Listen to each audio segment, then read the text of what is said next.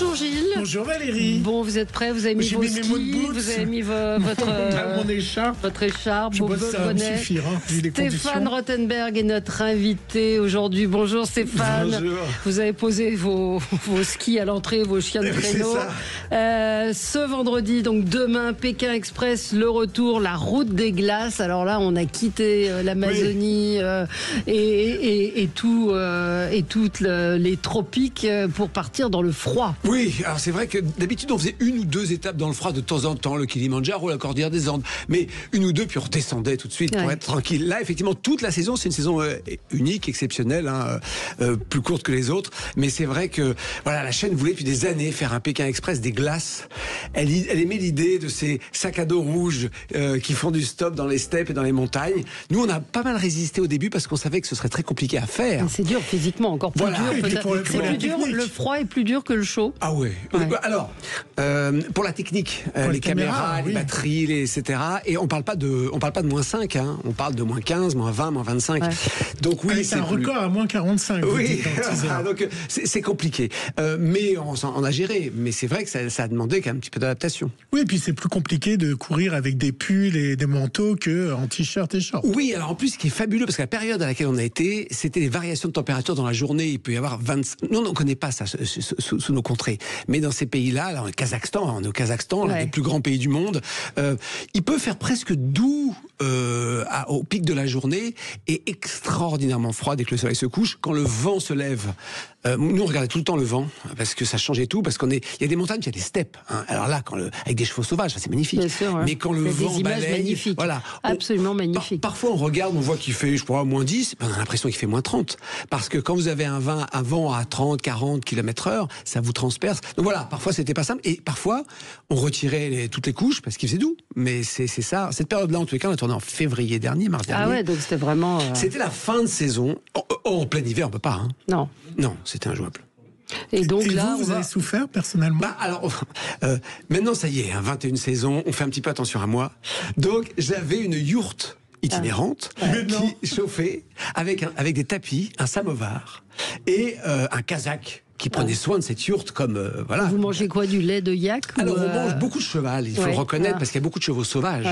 Donc c'est un peu spécial pour nous parce qu'on n'a plus trop l'habitude. Moi quand j'étais jeune, il y avait des boucheries chevalines, mais ça existe quasiment plus. Hein.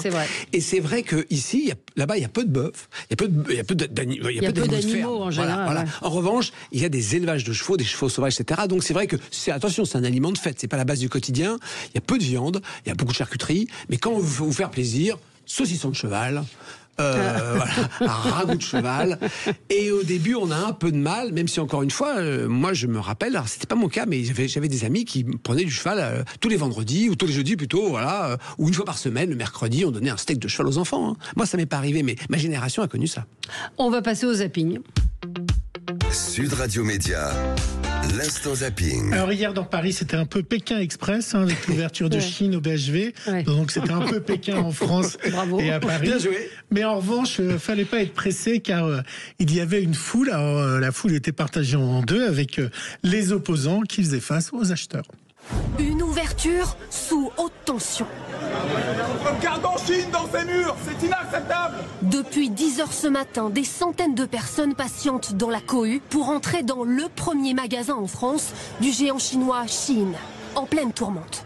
2 jours après la révélation de la vente de poupées pédopornographiques sur le site de la marque, nouvelle polémique ce matin. Un député dénonce cette fois la commercialisation d'armes de catégorie A, comme des machettes ou des poings américains. Faut surveiller un tant soit peu, mais enfin vous savez maintenant, c'est comme ça, c'est le monde d'aujourd'hui. Faudrait interdire, oui, ces choses-là, mais on peut pas interdire tout, quoi. Une agitation qui n'a pas freiné les ardeurs de ses clients en quête de bonnes affaires. Car le géant chinois l'assure, les prix de base, c'est-à-dire hors promotion, seront les mêmes que sur le site. Cette cliente compte bien dépenser sans compter. Ah bah oui, parce que oui, la dernière fois j'ai commandé il n'y a pas longtemps sur le site pour 400 €, j'ai eu 37 articles. Ah oui, elle a commandé pour 400 € quand même. Il y en a une hier qui a acheté 70 articles, mais apparemment certains étaient déçus par les prix. Oui, enfin, ça n'a pas empêché d'avoir d'avoir du monde. Affaire à suivre. C'est un Pékin Express, mais cette fois-ci sur la mer. Et là aussi, c'est du sport. Hein. Se déroule actuellement la Transat Café de l'Or, où Sud Radio est d'ailleurs partenaire. Hein. Vous pouvez suivre l'équipage de Joël Paris sur tous nos réseaux sociaux, sur également notre site sudradio.fr. Il y a son journal de bord. Et Joël Paris, il est malvoyant. Et c'est pour ça que son bateau s'appelle À perte de vue. Alors, bon, pour l'instant, il est un peu avant-dernier, mais il court et c'est pas simple hein, pour lui, cette course. Et pour l'instant, la mer est rude. En tout cas, il va mieux que cet équipage belge. Alors, je sais pas si vous avez suivi cette histoire il y a quelques jours. Il y a un avion de touristes qui s'est approché du plus près d'un bateau belge pour prendre une photo. Résultat, avec l'avion, tout s'est emballé, les voiles et le SPI, et ils étaient désespérés. Notre SPI est en lambeaux, tout ça parce que quelqu'un, dans un avion privé, a voulu faire une belle photo de notre bateau. On n'a pas l'habitude de faire ce genre de choses. D'habitude, on garde nos émotions pour nous. On garde nos émotions pour nous. Mais là, on peut plus. On peut plus. Il était très beau, mais maintenant, il est incapable de continuer.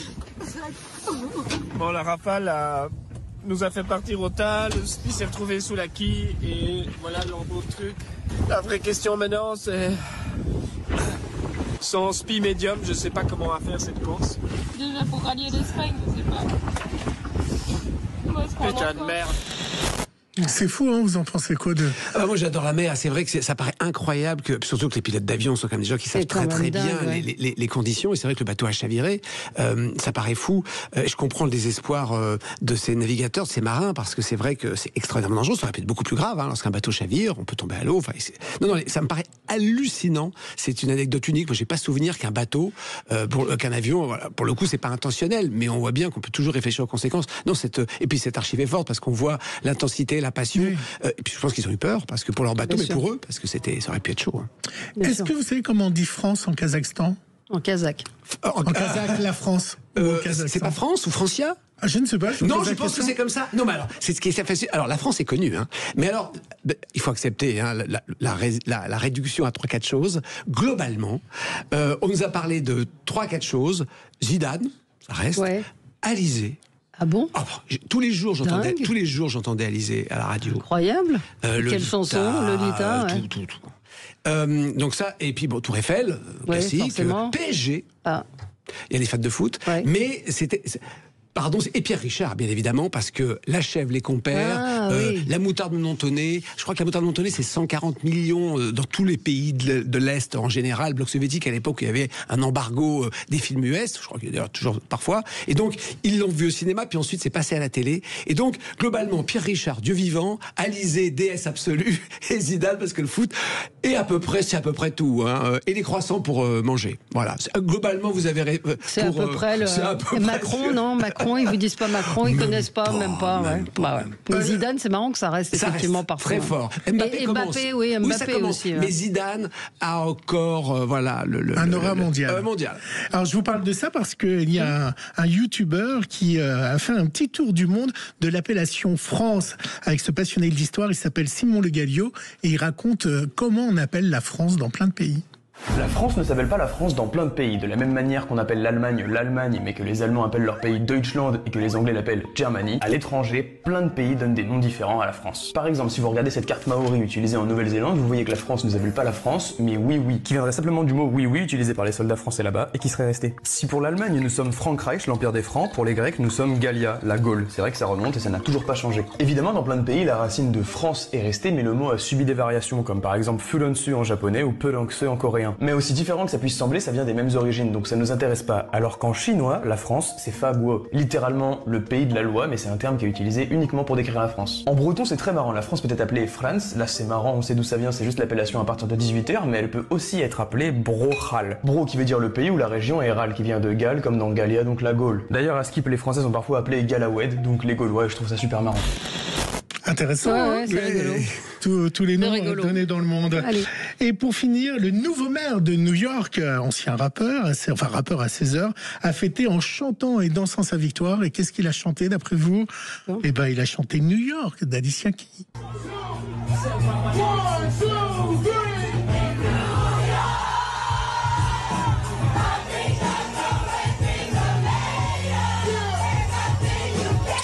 Voilà. Bon, on se retrouve dans un instant avec Stéphane Rothenberg, qui n'est pas parti à New York, mais au Kazakhstan, dans le froid. Vous allez nous raconter un petit peu les duos qu'on va pouvoir découvrir dès demain soir. À tout de suite. Sud Radio Média, Valérie Expert, Gilles Gansman. Sud Radio, parlons vrai. Sud Radio Média, l'invité du jour. L'invité du jour, c'est Stéphane Rothenberg. Stéphane Rothenberg, toujours d'attaque, fidèle au poste.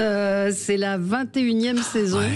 21e saison de Pékin Express qui redémarre demain à 21h05.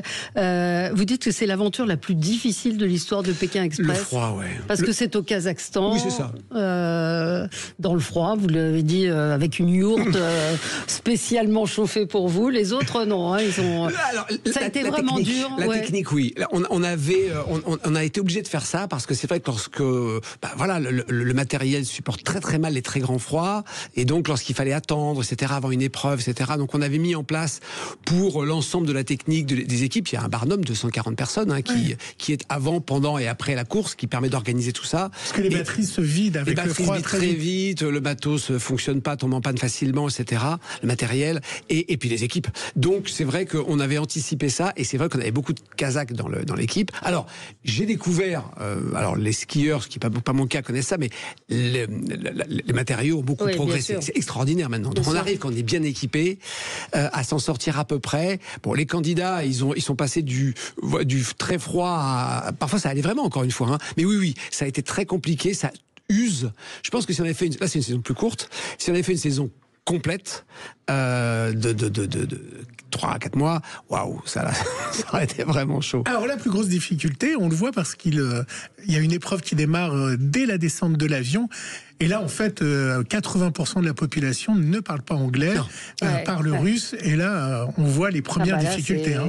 Oui. Alors déjà, alphabet cyrillique, culture souave, nomade, plutôt type mongol, etc. Ou effectivement culture russe. Ça dépend un peu des gens, de leur ethnie, d'où ils viennent. Mais c'est un pays très très grand, avec globalement des ethnies. Mais le latin, les langues latines ou l'anglais. Ça marche pas. Ça marche pas. Le cyrillique, il y a un peu plus de lettres et c'est pas du tout la même chose. Avec l'habitude, on finit par comprendre 2-3 petites choses, mais c'est quand même pas si simple. Et puis, ils voient jamais de touristes. Bah oui. De toute façon. Alors, comment ça s'est passé, justement, les rencontres? Parce qu'on voit des images où ils se mettent devant les voitures, comme ils font d'habitude. Alors... En fait, c'est un peu... Alors, de ce côté-là, il y a un peu la culture russe, c'est-à-dire que le premier abord est un peu dur, mais les gens, en fait, s'ils ouvrent la porte, sont très gentils. Et la culture nomade, c'est quand même une culture d'accueil. C'est-à-dire que c'est quand même... C'est pas avec le sourire des Brésiliens, c'est sûr que ça va pas être comme ça. Mais un nomade, il vous laisse jamais dans la panade. C'est la culture des steppes, où si vous dites non à un étranger qui vous demande, vous l'envoyez à la mort à l'époque. Bon, donc du coup, il y a quand même ça. Globalement, ils font du stop, pas si difficile. En fait, ils ont du mal à se faire comprendre, mais ils arrivent à faire du stop. Ils se rendent pas compte, les candidats, ils disent on galère, on trouve pas. Moi, je sais que par rapport à d'autres pays, c'est plus simple. Bien sûr, ils ont surtout galéré parce qu'il faisait froid, parce que dès qu'ils topaient à une porte et qu'on disait non, il fallait très vite en trouver une autre parce qu'il faisait très froid. Mais globalement, le peuple des steppes, on a eu ça au Kirghizistan, on a eu ça en Mongolie, on a eu ça. C'est plutôt des gens très accueillants. Je dis pas que ce sont des gens très festifs à vous taper dans le dos, mais c'est rare qu'ils vous ferment la porte. Après, moi, j'aime bien ce mélange. C'est nouveau pour nous. On n'a pas beaucoup été dans ces pays-là. L'Asie centrale. Moi, j'adore. C'est quand même une culture particulière. C'est rude, c'est une vie pas évidente. Et du coup, il y a quand même une solidarité. Et puis, ils regardaient les candidats un petit peu de manière surprenante. Qu'est-ce que c'est que ces gens qui courent avec des sacs à dos? Ils ont quand même un peu de mal à comprendre ce qu'ils font. Mais il y a une bienveillance. Il n'y a pas de grande ville. Le plus dur, de toute façon, dans Pékin, c'est dès qu'on se rapproche des grandes villes, quel que soit l'endroit dans le monde. C'est ça. La générosité dans les campagnes. Oui. Oui, très clairement. Il y a en ville, alors là, il n'y a pas du tout d'insécurité dans ces pays-là. Donc, il n'y a pas la peur de la violence qu'on peut avoir en Amérique latine ou qu'on peut avoir dans certains pays. Là, c'est des pays extrêmement sûrs. Vous pouvez laisser des clés sur votre voiture, il vous arrivera rien. Donc, c'est des pays très sûrs. Donc, il n'y a pas la peur de l'insécurité, mais dans les villes, il y a toujours une méfiance. Là, il n'y a pas de grande ville. Donc, je vous propose d'écouter la bande-annonce. Oui. 3, 2, 1, c'est parti. Go, go, go. On se prend clairement une claque visuelle. La langue, c'est vraiment une barrière. On triche rien. On donne tout. Allez, on lâche rien, allez. physiquement, c'est éprouvant. Oh putain! L'édition la plus difficile de toutes. Oh, j'ai des vertiges. C'est une fois dans notre vie qu'on fera ça. Pékin Express, la route des glaces, vendredi 7 novembre sur M6. Alors on peut parler des binômes. Alors moi j'ai retenu 3 binômes. Ouais. Les cinquantenaires, elles sont incroyables. Deux nounous, c'est ça? Deux nounous cinquantenaires. Ouais. Il y a le couple inconnu, c'est-à-dire qui se découvre. Alors c'est l'eau et le feu. Hein. Il y a une timide et une volubile. Et une volubile. Et le troisième, c'est le couple de Enida et Raphaël, qui sont des frères et sœurs, mais qui se sont découverts bien plus tard qu'ils étaient frères et sœurs. Oui. Et ils se découvrent dans la course, en fait. Exactement, ils ont été adoptés. Hein. Ouais, ils ont été adoptés par des familles différentes. Voilà. Et puis ils se sont retrouvés beaucoup plus tard. Et ils ont voulu de faire ça pour tisser des liens, se découvrir. Et ils se découvrent pendant le programme. C'est assez fascinant. Et c'est vrai que Pékin, c'est une aventure qui se fait à deux. Ouais. C'est vrai que moi, ce que j'aime bien, et ça, c'est vrai qu'on a de plus en plus de ce genre de profil, parce qu'on a eu, comme on a eu un septuagénaire qui a gagné il y a quelques années, il y a des gens qui n'ont pas du tout le profil de l'aventure. Là, effectivement, c'est deux nous qui sont magiques, qui sont, qui font pas du tout sportives, qui comptent juste sur, et elles ont un sens de l'accueil, un sens du contact génial. Elles ont juste pas pensé qu'il va falloir courir, qu'il va falloir parler une langue étrangère, et que c'est très dur. Et elles sont d'entrée de jeu dans le rouge au bout de 2 heures de course, où elles sont complètement larguées, elles sont très loin au classement, et elles sont complètement émues parce qu'elles se rendent compte qu'elles sont confrontées à leurs limites. Et à la fois, elles s'en sortent, c'est ça qui est génial. Mais moi, j'aime bien cette idée qu'on a de plus en plus de gens qui tentent. On a 30-40 000 personnes qui veulent le faire chaque année. Hein. Et ils n'ont pas voyagé, ils sont pas en super condition physique, mais ils tentent. Alors qu'on avait des profils, les premières années, on va dire très Koh-Lanta, des gens très musclés, des gens qui veulent, etc., qui se confrontaient. On a de moins en moins ça. Mais Stéphane, pourquoi vous les choisissez si vous savez qu'ils vont pas aller jusqu'au bout? Vous savez très bien que moi, si je m'inscris, je vais pas... Mais non, Gilles. En fait, Pékin, les épreuves physiques, elles existent. Elles sont rarement éliminatoires. En revanche, il y a des conséquences sur le classement. Pékin, ça se gagne plutôt dans la tête. Encore une fois, on a quelqu'un qui a 71 ans qui a gagné Pékin. Il était accompagné de son petit-fils qui en avait 50 de moins. C'est vrai. On n'a pas eu un binôme de seniors qui a gagné. Mais ça ira peut-être. Bien sûr, elles sont pas les favorites sur le papier, bien sûr. Mais moi, j'aime bien cette idée. C'est vrai qu'on a un tout petit peu adapté le programme aussi. Oui, avoir quelque chose d'un peu plus humain, entre guillemets. Voilà, on ne veut pas les flinguer, c'est sûr.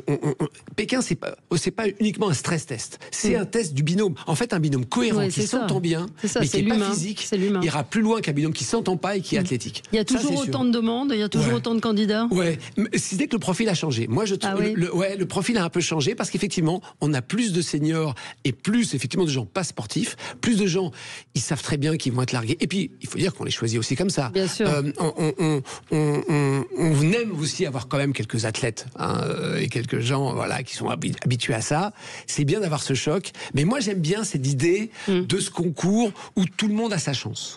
Voilà. Alors, c'est la première fois. C'est dur. Hein. C'est la première fois que vous êtes le vendredi, nouvelle case, nouvel horaire. On bouge tout le temps, nous. Et face à la Starac, qui est mis le vendredi parce qu'il y a du rugby le samedi. Vous avez peur? Alors, nous, on sait que ça se joue pas, heureusement, maintenant, dans notre métier. Il faut qu'on s'y habitue. Parce que, bien sûr. Replay. Voilà, le replay. C'est comme si aujourd'hui, on jugeait, je sais pas, un film de Netflix au bout d'une journée ou un film de cinéma au bout d'une journée. C'est plus du tout la même manière. Quand j'ai commencé Pékin, il n'y avait que ça. Il y a 25 ans, 20 ans. Bon. Aujourd'hui, plus de la moitié de l'audience de Pékin, c'est sur le replay. C'est sur le replay. Et c'est l'émission qui est la plus rattrapée en pourcentage d'M6. On est dans le top 5 des programmes les plus rattrapés de France, toutes chaînes confondues, parce que je pense que c'est la culture aussi de notre public. Et puis, comme vous l'avez dit Gilles, on est parfois sur des jours où la concurrence est telle que notre public peut être tenté d'aller voir autre chose ce soir-là. Mais en plus, ce qui est génial d'être le vendredi, c'est qu'ils ont tout le week-end pour rattraper. Je pense qu'on va faire des très très gros scores aussi, samedi, dimanche. Le samedi, c'est plus dur parce que du coup, vous n'avez que le dimanche pour rattraper. Mais effectivement... Donc, M6+, c'est une des clés maintenant. Pour nous, c'est la clé et on sait que c'est... Bien sûr, c'est très important le vendredi, il faut qu'il y ait beaucoup de monde. Mais on sait qu'on va faire... peut-être plus du double. Cette année, chaque année, on fait de plus en plus. Et avec des épreuves, on n'a pas eu le temps d'en parler, mais des épreuves incroyables. Du cheval à ski. Voilà. Du ski à cheval. Oui, il y a des trucs de dingue qui ont été imaginés pour cette émission, pour cette saison tout à fait spéciale dans le froid. Merci Stéphane Rothenberg. Merci. Donc demain, vendredi, 21h05, Pékin Express, la route des glaces. Merci à vous. Dans un instant, c'est André Berkoff aujourd'hui qui sera avec vous. Et demain, vous retrouverez Perico les glaces, pas les glaces. Ça pourrait aussi. Depuis le salon Rent. Bonne journée.